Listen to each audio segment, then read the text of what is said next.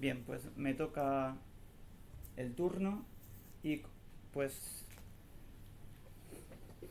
soy consciente de que vamos con una hora de retraso y pido pues disculpas por ello. Eh, Cuando yo comencé en esto, cuando iba con retraso, pues apretaba el acelerador y eso al final, apretar el acelerador siempre es una equivocación. Entonces, bueno, yo voy a limitar mi intervención a media hora, a 30 minutos, por si luego hay preguntas y terminará Rocío con la última ponencia. A mí no me presenta nadie, bueno, pues porque ya me presentó la decana, ¿no? Entonces, y sobre todo porque vamos con mucho retraso. La ponencia yo la he titulado El sistema de acogida a la luz del nuevo Pacto Europeo sobre Migración y Asilo. Voy a hablar sobre esto, pero también quiero hablar sobre otras cosas que me han parecido interesantes a lo largo de estos 3 años que, que hemos estado estudiando el tema. Tengo que decir que no se acaba aquí la investigación porque, como también dijo la decana, tenemos otro proyecto en vigor, que es un proyecto estatal, que todavía le quedan 2 años de desarrollo. Entonces, nuestra investigación no termina ahora y, por tanto, pues estamos todavía en fase podríamos decir, de aprendizaje. Sí es cierto que el proyecto estatal no se ciñe a Andalucía, sino que comprende todo el territorio nacional. Bueno, en España la necesidad de una nueva ley de protección internacional, de asilo y de protección subsidiaria es un clamor. La Fiscalía General del Estado, el Defensor del Pueblo y el mismo gobierno en el preámbulo del nuevo reglamento de extranjería, como os indicaba en la sesión inaugural, lo han reconocido. El sistema ha quebrado. El sistema no funciona. Cuando algo no funciona bien y se ha quedado antiguo, decimos que ha quedado obsoleto. Este nuevo pacto europeo que se aprueba el año pasado, en 2024, podría haber sido la ocasión para abrir el abanico de la protección internacional, del asilo y la protección subsidiaria a otras nuevas realidades que están empujando a miles de personas a abandonar sus países buscando protección. Pero buscando una protección por motivos diferentes a los clásicos, a los que se contemplan en la Convención de Ginebra. Problemas de subsistencia derivadas de pandemias, de hambrunas, de miseria extrema o de catástrofes climatológicas están acelerando los ritmos de la movilidad internacional. Lamentablemente, el nuevo pacto no ha recogido estas nuevas realidades. Que no las haya recogido no significa que los estados no puedan incorporar esos motivos para conceder asilo. Que es lo que, en nuestra opinión, debiera hacer el legislador español cuando dicte una nueva ley de protección internacional que debiera ya estar en camino, aunque todavía no hay ninguna iniciativa en el Parlamento español. El nuevo pacto de migración y asilo se aprueba con el principal propósito de armonizar la protección internacional en Europa. Pero este propósito no es nuevo. Las directivas del año 2004 y del año 2011 de la Unión Europea ya habían subrayado la necesidad de aproximar las normas sobre el reconocimiento del estatuto de refugiado y la protección subsidiaria al objeto de reducir los movimientos secundarios de los solicitantes dentro del territorio de la Unión. Porque los solicitantes de protección, como haríamos cualquiera de nosotros, buscan llegar al lugar más idóneo, más ventajoso, más propicio. Bien, para que no se produzcan esos movimientos secundarios, esos movimientos internos que empujan a una persona que llega a España a desplazarse a Alemania, a Francia o a otro lugar de la Unión, con esa intención ya se dictaron estas directivas en el pasado. ¿Qué es lo que ha ocurrido? Bueno, esa armonización se recogió en una normativa que son las directivas. La directiva es un tipo de norma europea que concede mucha flexibilidad a los Estados miembros. Bueno, pues algo que hay que subrayar, una primera novedad que hay que valorar en positivo, es que esta normativa sobre las condiciones de acogida y sobre las normas de reconocimiento y sobre las normas de procedimiento han pasado de estar en una directiva a estar en un reglamento, salvo la directiva de acogida. Pero las razones por las que se concede asilo ya en Europa no están en una directiva, están en un reglamento. Un reglamento que ya ha entrado en vigor, pero que no será de aplicación hasta el 1 de julio del año que entra, de 2026. En este reglamento de reconocimiento, se llama así, los títulos de las normativas europeas son larguísimos, y si os hablo del número, pues que es el número 2024/1347, se os va a olvidar. Nos referimos a este reglamento abreviándolo, llamándolo reglamento de reconocimiento. Hay otro que es el reglamento 1348/2024, que es que lo conocemos como reglamento de procedimiento. Bueno, pues que estas normas hayan dejado de estar en una directiva para pasar a estar en un reglamento ya es un paso muy importante, porque el reglamento es una norma de obligado cumplimiento sin necesidad de una norma nacional de transposición.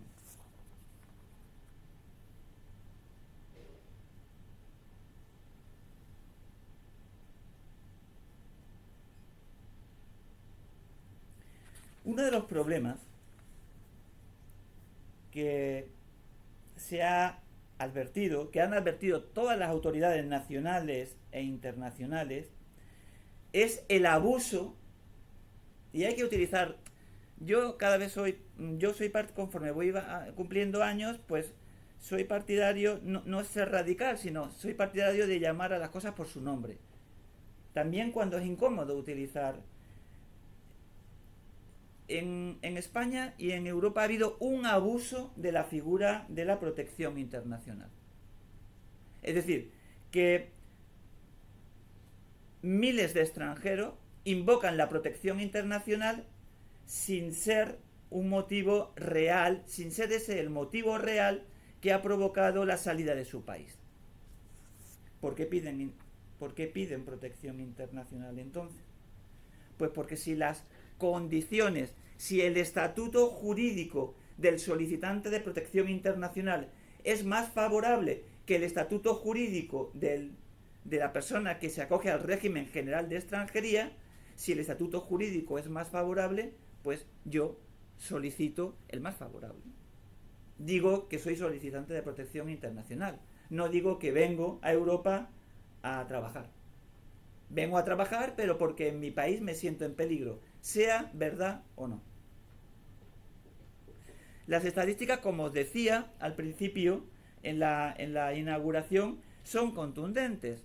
En 10 años, el número de solicitantes de protección internacional se ha multiplicado por 24. Es una de las cuestiones más preocupantes que hay que abordar. Pues este empleo de la solicitud de protección internacional provoca importantísimas distorsiones en el funcionamiento del sistema de acogida, generando problemas tan básicos pero tan importantes como la dificultad para obtener una cita en la oficina correspondiente de extranjería debido a la saturación existente, la demora en la resolución de los expedientes o, sin más, el colapso del sistema. el del sistema de acogida. El nuevo reglamento de extranjería ha tratado de acabar con esta clase de solicitudes fraudulentas, no permitiendo solicitar permiso temporal por arraigo a quienes tengan la condición de solicitantes de protección internacional y no computándoles a estos efectos el tiempo que hayan estado en España durante el tiempo que hayan durado ese procedimiento de solicitud de protección internacional. A estos efectos es importante saber que se considera solicitante de protección internacional no ya a quien ha formalizado esa solicitud, sino a la persona que meramente invoca la intención de solicitar esa protección, lo que se llama la manifestación de voluntad. Presentando la manifestación de voluntad, en España ya y en Europa ya se considera que esa persona es solicitante de protección internacional y que tiene por tanto derecho a incorporarse al sistema de acogida si es que cumple con los requisitos. Bueno, el reglamento lo que ha querido es poner freno a ese uso fraudulento. ¿Cómo? No computando el tiempo que ha estado el solicitante en España si recibe una resolución de negatoria. Esto, en principio, pues puede parecer razonable. Acabemos con la utilización fraudulenta de la protección internacional. ¿Cómo? Pues no computando el tiempo que ha estado el solicitante que ha utilizado la figura de manera fraudulenta. Pero claro, esto va a provocar un desastre mayúsculo. No sabemos, bueno, yo pienso que genera más daño el remedio que la enfermedad, porque lo que establece el reglamento de extranjería es que todas estas personas que han solicitado protección internacional, que llevan a lo mejor año y medio ya trabajando en España, de la noche a la mañana se ven en una situación de irregularidad administrativa, lo que tiene muy poco que ver con ese principio que anima nuestro derecho de extranjería, que es el de la integración del extranjero. Para colmo, a mediados del mes de mayo, leíamos en prensa que el Grupo Parlamentario Socialista, para no provocar esta debacle, esta sinrazón de personas que están trabajando, dejarlas en la calle o en situación de irregularidad administrativa, el Grupo Parlamentario Socialista estaba dispuesto a mediados de mes, estaba dispuesto a apoyar una iniciativa popular que solicitaba regularizar a casi 500.000 de inmigrantes sin necesidad de una oferta de empleo. No solo solicitantes de asilo.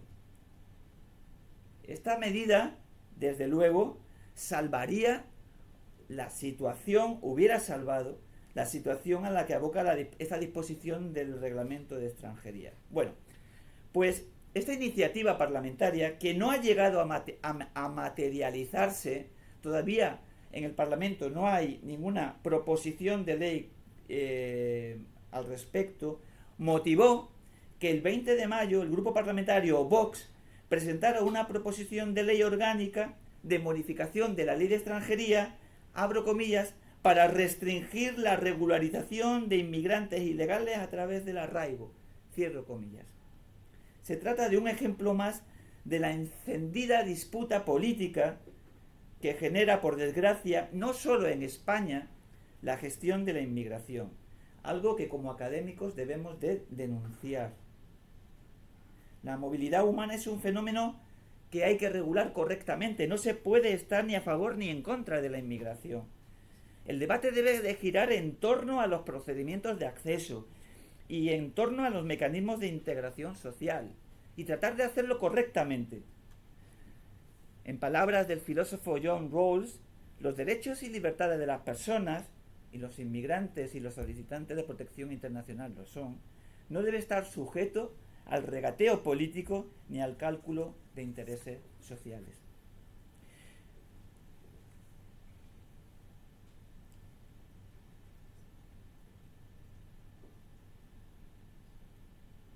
son muy pocas las solicitudes de protección internacional que son estimadas. Aproximadamente el 30% de las solicitudes de protección internacional que se presentan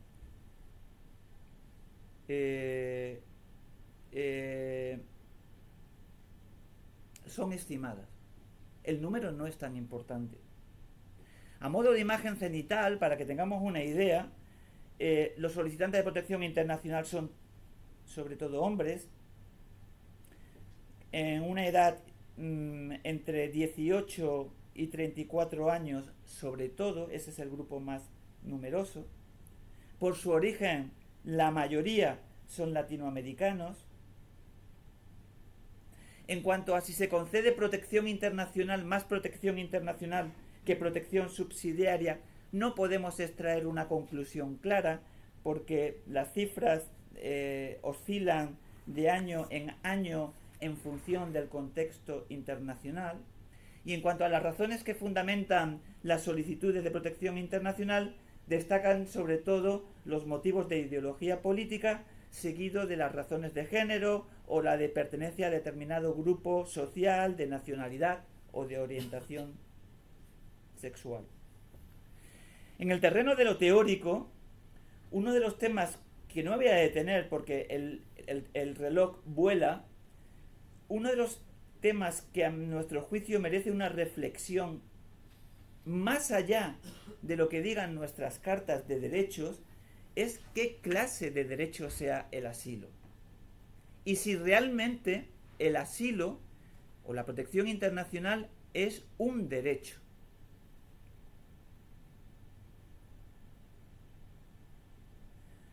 Es cierto que la Constitución española y todas las cartas de derechos lo presentan como un derecho. El asilo es un derecho. De acuerdo, estoy a favor, lo voto apasionadamente, pero ¿de verdad es un derecho? ¿Por qué me pregunto esto? Pues porque la mayoría de las solicitudes que se presentan, donde el solicitante pues tiene que justificar la razón, la mayoría de las solicitudes de protección se resuelven en función del lugar de procedencia, es decir, si viene de Ghana, si viene de Senegal, si viene de Venezuela, en función del lugar de procedencia y del tipo de discriminación que invoca, y no tanto por los motivos que aduce el solicitante.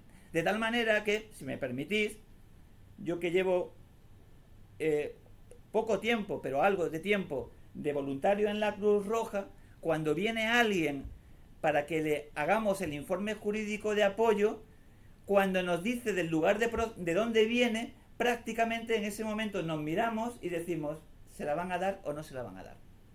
¿Qué clase de derecho es este entonces? Por ello nos planteamos si más que ante un derecho estamos ante una garantía. Es que no es lo mismo. Ante una garantía vinculada al principio de no devolución, cuya finalidad, como es sabido y aquí se ha recordado, es preservar la vida, la integridad o la libertad de que se siente en peligro en su país de procedencia, que se traduce en una obligación que tiene el Estado de dar auxilio. De dar auxilio a quien lo solicita cuando verifica el Estado que ese riesgo es real.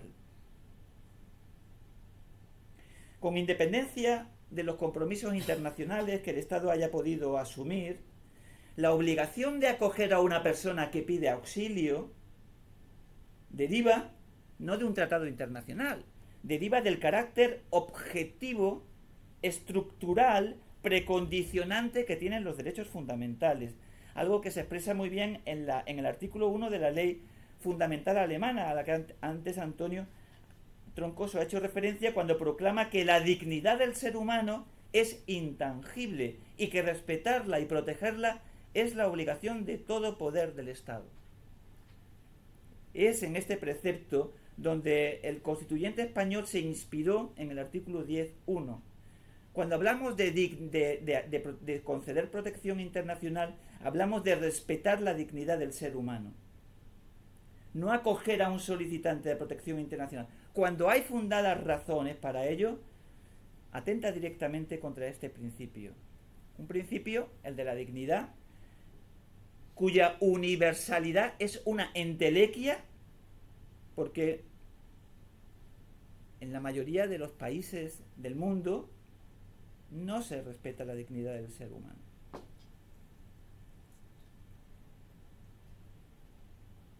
Otro tema muy interesante es el de la protección subsidiaria, que, como es sabido, complementa, y lo recordaba Mercedes Soto, al refugio, complementa la protección que el refugio concede.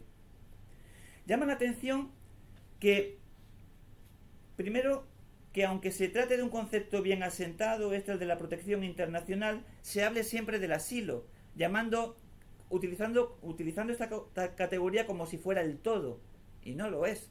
Hay asilo y protección subsidiaria. Tendríamos que llamar a las cosas por su nombre. Pero más allá de estas disquisiciones de carácter terminológico, yo lo que quiero compartir con vosotros es que si está justificado que existan dos estatutos jurídicos, el estatuto jurídico del refugio y el estatuto jurídico de la protección subsidiaria. No se trata, en definitiva, de conceder protección a una persona que lo necesita. La diferencia más relevante en la normativa europea es sobre todo en relación con la duración mínima del permiso de residencia. Cuando se trata de un refugiado, el permiso de residencia es de 3 años. Cuando se trata de un beneficiario de protección internacional, el permiso de residencia es de 1 año. Yo no soy capaz de advertir la razón que justifica este trato desigual, pues nada parece indicar que el riesgo al que se encuentra expuesto un beneficiario de protección subsidiaria sea menor en términos de intensidad o de duración que el que pueda correr un refugiado. Por eso esperamos, sería bueno que la nueva ley de asilo, de protección internacional, que se apruebe, que estamos convencidos que se aprobará antes o después, conceda a ambos un mismo trato, un mismo estatuto jurídico.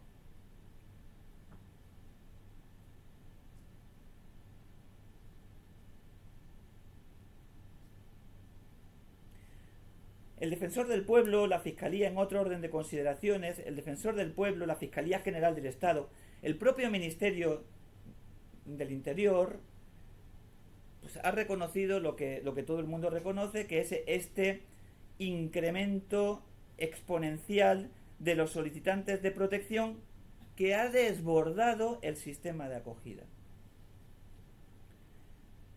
Y para muestra un botón, de las 3 fases en las que se divide el itinerario de acogida, fase de evaluación y derivación, primera acogida, fase de acogida y fase de preparación, la mayoría permanece en la fase de acogida. A la última no llega prácticamente nadie, básicamente por 2 razones. Una, porque esta fase, la de autonomía, está reservada para aquellos que han obtenido una resolución favorable. Y 2, lo que no es fácil, sobre todo también por el silencio negativo, porque el Estado no está resolviendo en los plazos que debiera. Pero sobre todo es por las dificultades presupuestarias, porque para llegar a esta fase de autonomía, mejor dicho, donde el extranjero abandona el sistema de acogida para pasar a vivir en una vivienda, pues requiere un esfuerzo presupuestario que al que España le cuesta trabajo llegar. Vivir en una vivienda de alquiler implica un mayor gasto que tener al extranjero pues en un albergue o en la Cruz Roja o en un piso de acogida, que ya un piso de acogida ya supone, pues no sé si decir que un lujo.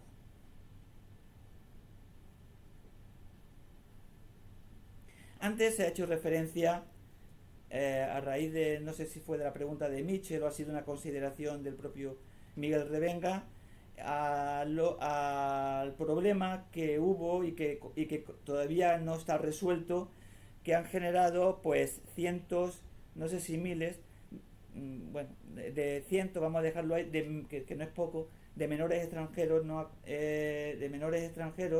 no acompañados que han llegado al archipiélago canario y que han sido acogidos por el sistema de acogida canario. Bien, el Tribunal Supremo ha ordenado al Estado accedió a la medida cautelar para que el Estado se hiciera cargo de ellos, porque un número elevado de ellos habían solicitado protección internacional. Bien, yo no entiendo ese auto del Tribunal Supremo. No lo entiendo porque un menor extranjero, la competencia en el sistema de acogida corresponde al Estado. La competencia en materia de menores corresponde a la comunidad autónoma. Estamos cansados de leer que un menor tiene que ser tratado como menor, no como un solicitante de protección internacional ni como un inmigrante. Luego, la competencia es de la comunidad autónoma. La competencia es de la comunidad autónoma porque a ese menor que solicita protección internacional no hay que tratarlo como un solicitante de protección internacional, sino como un menor. Y la competencia en materia de menores es de la comunidad autónoma, no es del Estado. De hecho, corregidme quienes estáis aquí y trabajáis sobre el terreno, en el sistema de acogida de protección internacional no hay menores. Entonces no entiendo bien este auto del Tribunal Supremo.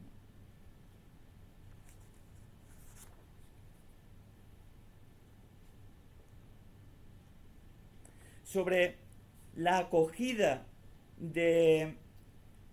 sobre la transferencia de las competencias a las comunidades autónomas, no hay nada que lo impida. Es cierto, está clarísimo que el núcleo duro de la materia extranjería o protección internacional corresponde al Estado. Pero en materia de atención social, que es de lo que estamos hablando, de asistencia social, las competencias las tiene la comunidad autónoma. Luego no hay ningún inconveniente. Ahora bien, la transferencia de competencias a las comunidades autónomas en materia de atención a los solicitantes de protección internacional puede generar el sentido contrario que pretende el derecho europeo. El derecho europeo, el nuevo pacto de inmigración y asilo, quiere armonizar las condiciones de acogida en Europa. Bien. Pues desde el punto de vista político tenemos que advertir que esta decisión interna en España de transferir las competencias a las comunidades autónomas puede generar desigualdades en el conjunto del territorio nacional. Esta posible desigualdad que atisbamos viene de la experiencia, pues es lo que ha sucedido con los centros de menores, que están mejor o peor dotados en función del presupuesto consignado por los gobiernos autonómicos. Los centros de menores están mejor dotados en unas comunidades autónomas que en otras, lo que podría generar entre los solicitantes de protección internacional movimientos dentro del territorio nacional buscando el sistema de protección autonómico más favorable, lo que ciertamente resulta paradójico si atendemos a lo que el Pacto sobre Migración y Asilo trata de armonizar.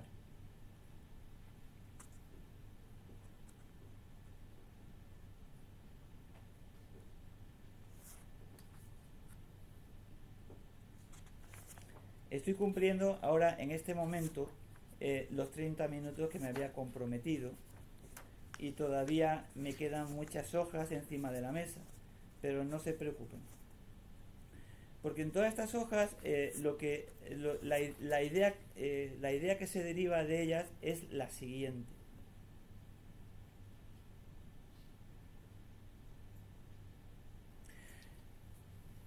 A ver si soy capaz de decirlo en 2 minutos.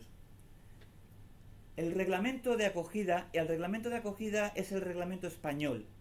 Tenemos una ley de asilo y de protección, de protección internacional, de asilo y protección subsidiaria, y tenemos un reglamento aprobado por Real Decreto, un reglamento que regula el sistema de acogida. En el nuevo, donde el reglamento español hace referencia tanto a los solicitantes de protección internacional como a los beneficiarios de protección internacional, es decir, aquellos que ya han obtenido una resolución favorable. En el reglamento de acogida comprende tanto a los solicitantes como a los beneficiarios.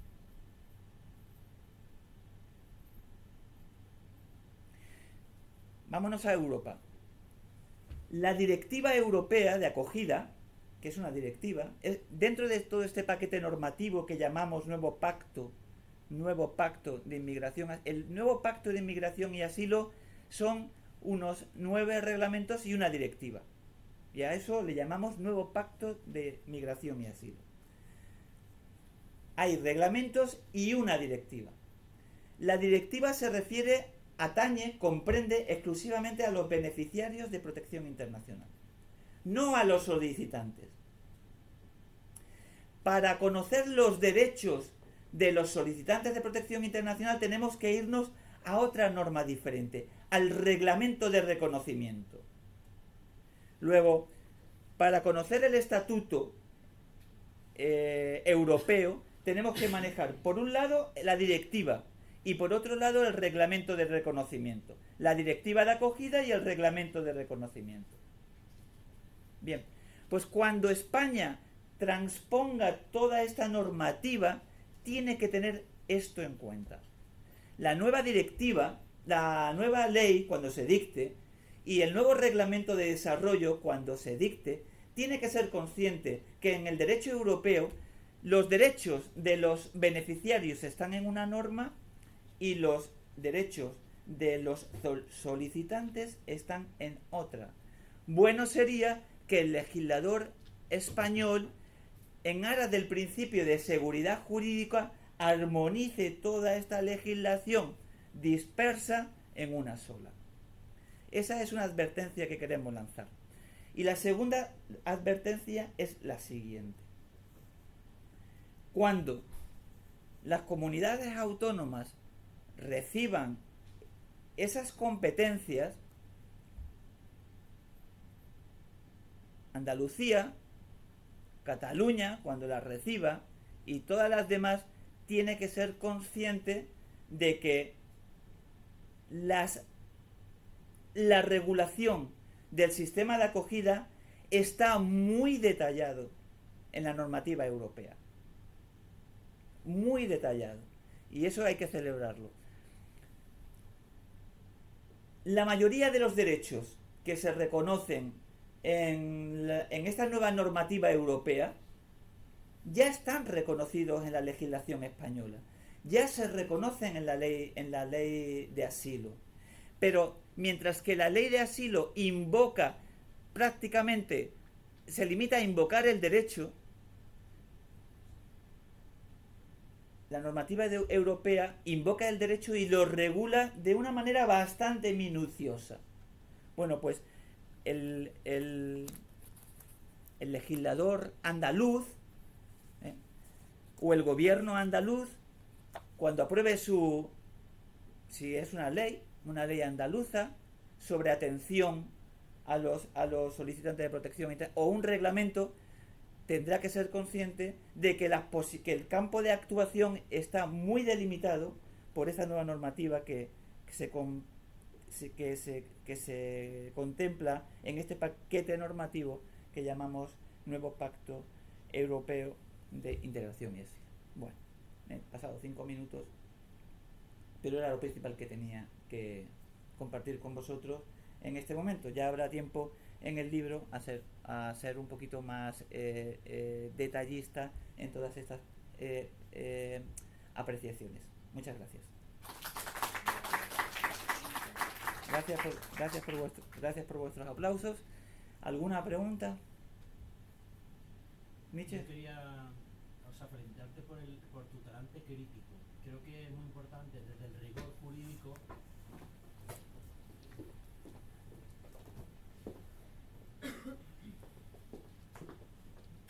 Te digo que felicitarte por tu talante crítico, confrontando el nuevo pacto, los reglamentos y desde el rigor jurídico.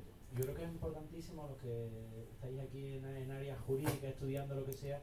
Las leyes son importantísimas y las leyes es lo que hace que la vida de las personas sean de más calidad, menos calidad, o la vida sea mejor o peor. Las leyes nos puede imaginar en inmigración, en extranjeros, cómo les jode la vida o les facilita la vida. O sea, es que un cambio de reglamento hace que... Entonces, me parece importantísimo que los juristas, desde ese rigor de estudio de la ley, critiquen, confronten las leyes, porque yo creo que no podemos, estamos muy acostumbrados a muchas conferencias, muchas jornadas, muchas donde todo lo bien que funciona todo, lo bien que lo hacemos todo, pero yo creo que es muy importante que cuestionemos y pongamos, confrontemos los flecos que las leyes, los reglamentos. Y en este caso concreto, no sé si tú conoces, Juanma, pero me ha parecido interesante que se ha recurrido. Me encanta que haya una sociedad civil ahí todavía que nos queda, porque creo que ha salido de la sociedad civil, se ha recurrido al reglamento. Entonces, como desconozco un poco los entresijos, no sé si tú conoces un poco cuál es cómo es el procedimiento porque el reglamento se ha recurrido.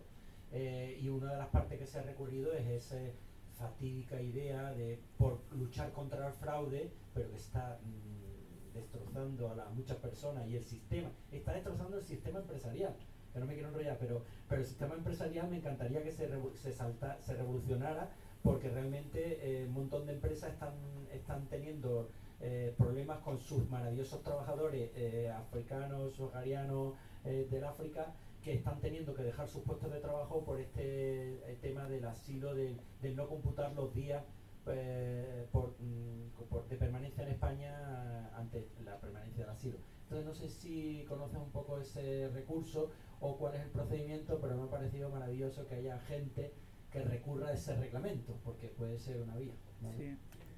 No lo conozco, Michel. Me he centrado en la parte europea. Lo que conozco es por los medios por la prensa y tal. Es que realmente, bueno, yo no sé si los presentes saben exactamente, los presentes me refiero a los alumnos. Los solicitantes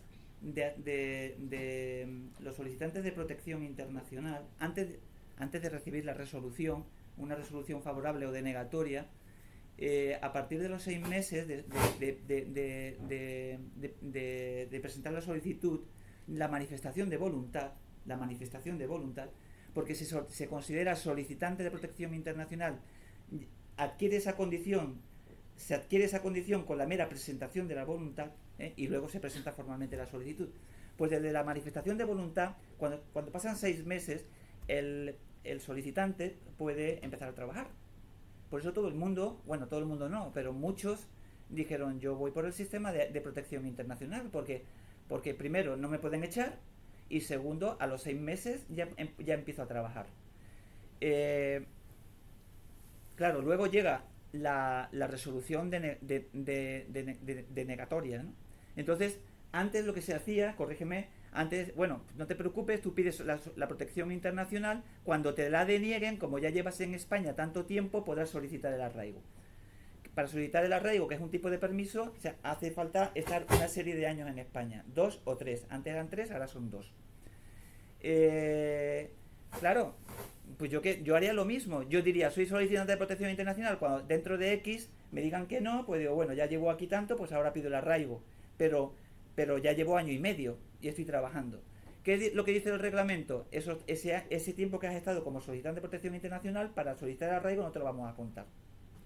Luego pon el reloj a 0, y encima, si estabas trabajando en cocina, en un restaurante o como fuera, pues ahora no te quedas en la calle. Y bueno, eso es un despropósito. O sea, en teoría es perfecto, pero en teoría quiero decir, porque si esto fueran ciencias exactas, 2 y 2 son 4, no pueden ser 3.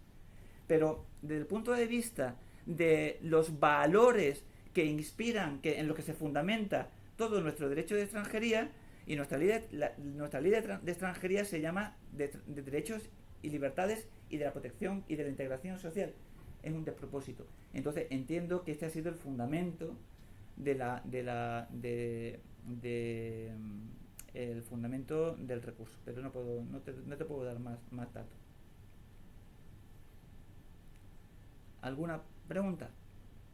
Bueno, pues muchas gracias por vuestra paciencia.